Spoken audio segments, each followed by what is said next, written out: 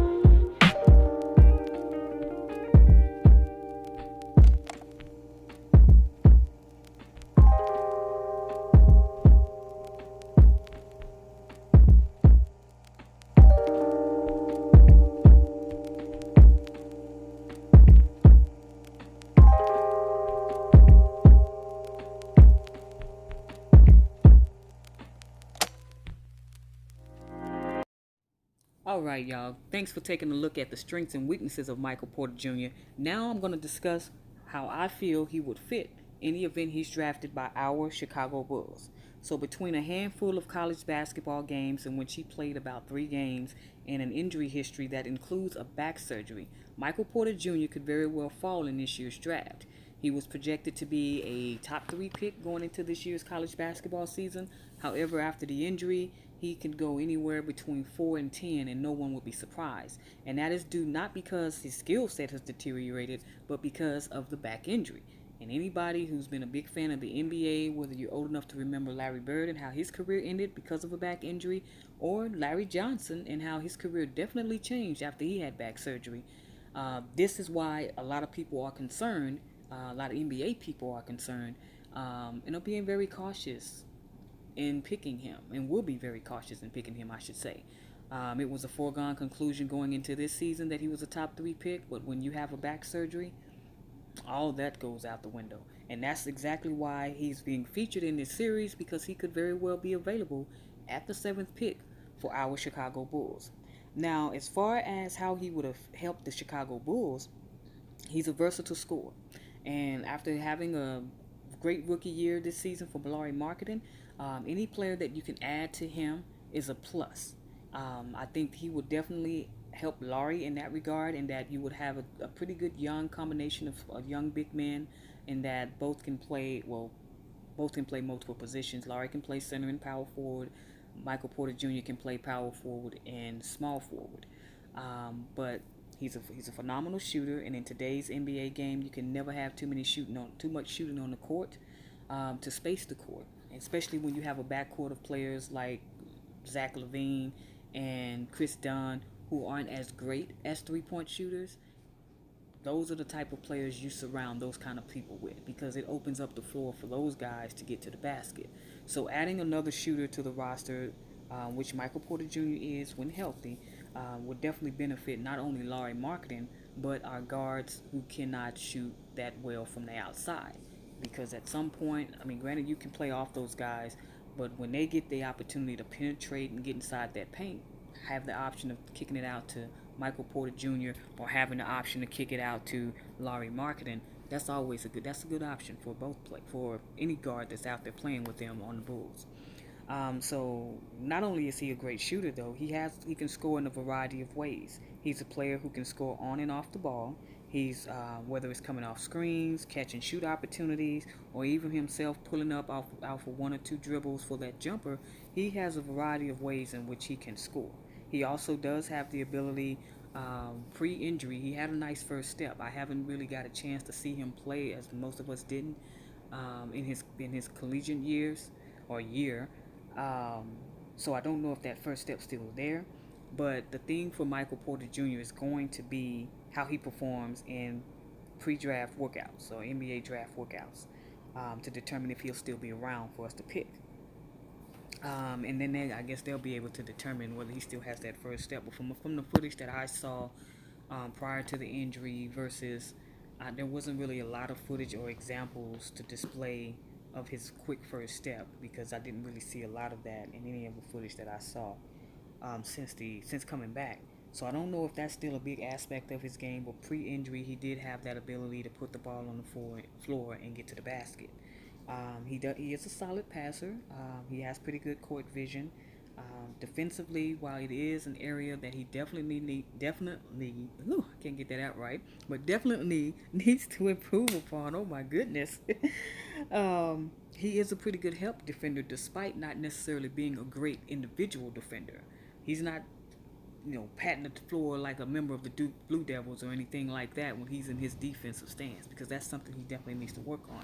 But he's a pretty good help defender, and that pretty much has a lot to do with his 7-foot wingspan.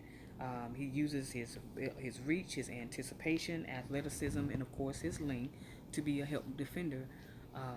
But areas that he certainly will have to improve upon, of course, would be the defensive end. And as a team that finished near the bottom defensively, that is pause for concern, along with the injury in itself. When you start just talking about his game in general, that would be pause for concern in terms of making a determination whether you want to draft him or not.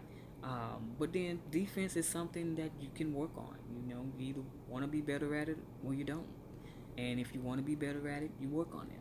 I mean, it's not something that, without a doubt, he's just going to continue to be poor at. I mean, this is a young man who said at the draft combine, while being interviewed, that he was the best player in this draft. So if you're going to proclaim yourself to be the best player in anything, you're going to need to be the best at everything.